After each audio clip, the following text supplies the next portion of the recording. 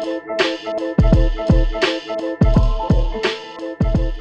guys, and welcome back to the Movie Club Emporium. And I know that last night we were supposed to do our live stream. Unfortunately, and I put up a message that Nick had some family stuff come up, and so we weren't able to do it. So, what's going to end up happening is in October, you're going to get 2 live streams. So the first weekend in October will be our live stream over on our Twitch channel, twitch.tv/Movie Club Emporium, for our live hangout where we are covering the entire Crow franchise from the original comic book all the way to the new Bill Skarsgård remake and everything in between, good and bad. And we're going to be talking about all of that, so you're not going to want to miss that. And then I'll just go ahead and announce it here. Our second, I'll just call this one our Halloween live stream. Nick and I are covering a topic that he has covered on a podcast in detail. I covered on a second podcast in detail, but it's something we've never talked about together, and that is the John Carpenter Apocalypse trilogy. So to celebrate Halloween, we are going to be covering John Carpenter's The Thing, Prince of Darkness, and In the Mouth of Madness, and maybe another surprise or two in there. But that's how we're going to celebrate the spooky season, talking about an amazing run of films by the master of horror himself, John Carpenter. But today, we are rounding out our September catch-up reviews after being gone for our vacation month in August. If you haven't, go back and watch those videos. They need some love. We did a theme month in August for our Italian vacation, watching some wild and crazy Italian horror films. Go give those videos a watch. And yeah, we're going to end this month with a new horror film, the new film called Cukoo that came out earlier this year. And I was excited to talk about this because I really loved Abigail. Abigail, based on the trailers, blew me away by how much fun it was. And with Dan Stevens giving a incredible performance in that movie. And then seeing the trailers for this, my initial thought was, oh, cool, it's going to be like this weird kind of serendipitous year where Dan Stevens is in kind of 2 vampire movies. Because based on the trailer, like, it feels very vampiric. And I want to tell you right now, it's not really. And I also have to say that my heart lies most of the time with A24. I'm one of those movie nerds. But Neon, in the form of genre films, have been killing it this year. And it feels like they are very purposefully putting out kind of these modern day takes on like 70s like genre films, like Immaculate. It was totally a non-exploitation movie that was way better than I ever could have dreamed it would have been. You have a movie like that come out, and then you have Long Legs, which we've talked a lot about Long Legs, and we'll talk about a lot more at the end of the year, beginning of next year, which is very throwback to those weird, almost gringy, satanic, fun cop movies. I really enjoyed that. And now with this movie, Cukoo, again, going into it, I was expecting just kind of another, like a vampire film. And it really is more kind of this new weird twist on, to me, it feels like early Cronenberg. Early. We're talking like it feels very Shivers-esque. A lot of The Brood. And probably, and honestly, a little bit of Rabid as well. This is a very early Cronenberg. And in the best ways. I mean that completely as a compliment. And I Gotta tell you, I really had fun with this movie. I honestly didn't know what to expect going in. Like I said, I had my assumptions, and I'm glad that I was proving wrong. Also, the trailers kind of made it look more in the spirit of, say, something like Abigail, which is a horror film. It has a lot of comedy and a lot of a goofiness to it, but the scares are there, but the laughs or the chuckles are there.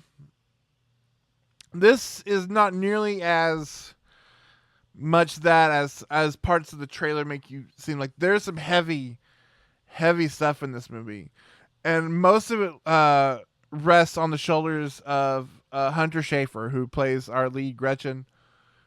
She is phenomenal in this film. I'm not familiar with her work, but she is absolutely spectacular in this.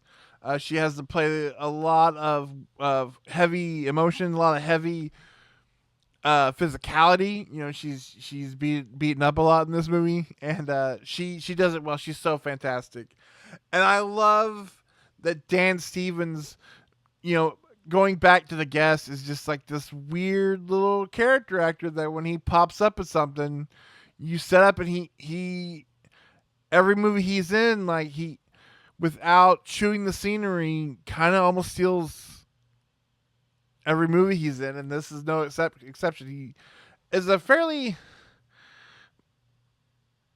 I wouldn't say minor role, but like you don't you I expected more from him, like you seeing more of his character. But when he's in it, he's fantastic. And then you have this great supporting cast. Martin Costos. He'll always be. This is so embarrassing. He'll always be the villain from the first Triple X movie. Um, and then you have Jessica Henwick from Game of Thrones and Iron Fist. Speaking of embarrassing, I'm sorry. Um, they're fantastic in this movie. Uh, so this movie, which is set in the Bulgarian Alps or Bolivian Alps, it's in the Alps in Germany. We're in German area, and Hunter Schafer's Costas plays her father. Her mother recently died, and so he's having to go live with his father, his father's current wife, played by Henwick, and their small daughter who doesn't speak. Again, 2 movies in a row where I'm talking about kids that don't speak.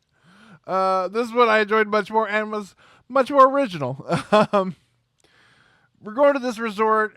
Things are weird. There's all these kooky characters. Not kooky, but just like they do so much to set Gretchen up as this outsider. Not only an outsider in this foreign land that she's in, but she's an outsider in her own family. Like she does not belong here. And they all make that abundantly clear. There's some hard scenes to watch where she is definitely like, whether on purpose or not, is shown that she's not really wanted there at all. You kind of chalk it up to her father's absent-mindedness, but man, there's some heavy stuff like that. Her dealing with the death of her mother. I'm not gonna get to spoil what exactly these creatures are, but I will tell you it is very original. I really enjoyed it. Um, they look cool. What they do is interesting and kind of and gross and very Cronenbergian. Um, but the way they show the effect of what these creatures do is done very well, and I really dug it. And the use of sound and music and visuals. This is from the filmmaker Tillman Singer, who made the film Luz, which I think I have not seen, but it's been on my queue for Shudder. Now, after watching this, I definitely am going to go check it out.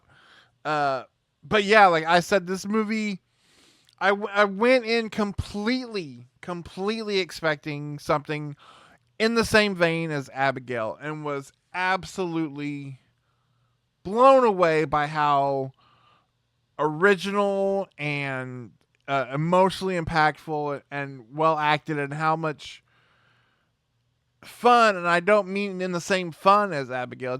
This is a very fun horror movie if you're into for me, as somebody who is, I dig, I love Cronenberg, and I love those first Cronenberg films. Everything, I mean, obviously everything post, but everything kind of pre-Videodrome, where it's really weird and low budget and just gross and just blending of science and nature and flesh and ooey gooeys.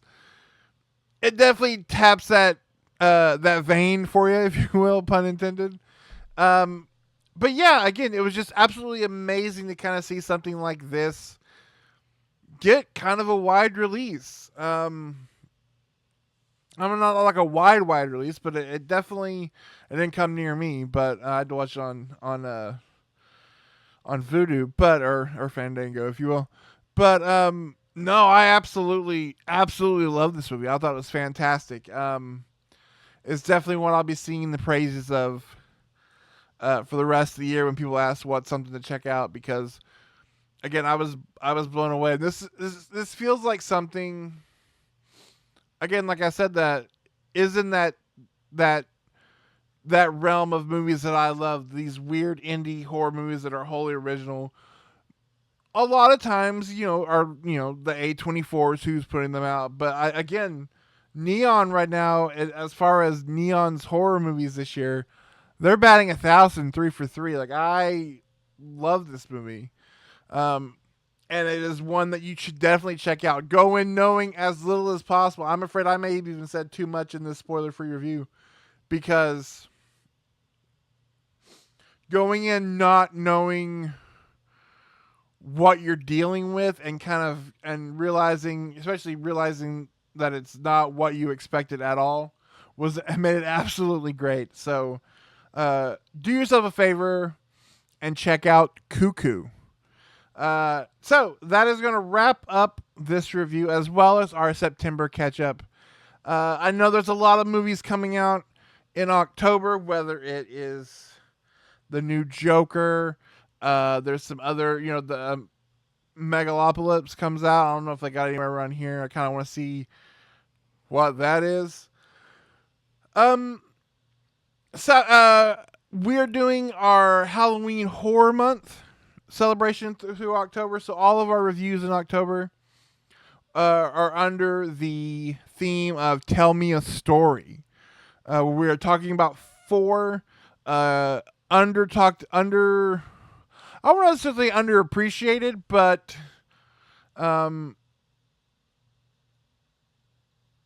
lesser known anthology movies. We're talking about some that have never even, that were 2 of which were made for TV that somehow got a mid theatrical release. But the one that we're going to kick off the month with is one that is actually kind of brand new and is the latest entry in what has kind of turned out to be, thankfully, a well-revived franchise. Because we're going to be talking about VHS Beyond. This is the latest installment in this series. I'm excited for the mixture of sci-fi being thrown into the VHS format. I'm curious how it's going to turn out. So next week, we will be discussing VHS Beyond, and then the rest of October will be anthology movies. However, if you would like, this is how we get that engagement, so hopefully you've watched the video this far. If you would like me to do quick shorts reviews, kind of like an out of the theater thing for some of the movies that do come out in October, something like the Joker 2, or if I am able to catch Metalocalypse, whatever that movie is called, the Francis Ford Coppola one, or anything else that comes out in October. If you'd like me to do like quick short reviews on those movies, let me know. Put it in the comments. Say, hey, I would be interested to see what you have to say about those movies, since we're not doing full on videos for them. And then make sure you tune in next Sunday for sure, Scouts Honor, for the live stream, our September live stream, the first week of October, for Nick and I's breakdown of the Crow franchise. Again, from comic book to remake and everything in between.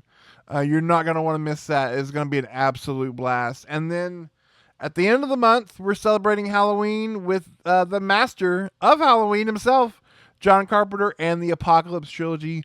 plus some surprises. So make sure you have plenty of candy for that. And then until next week, where we begin our Halloween horror month, remember, check your candy and just stay away from creepy German resorts. There's your advice for the week. I'll see you guys next week. Bye.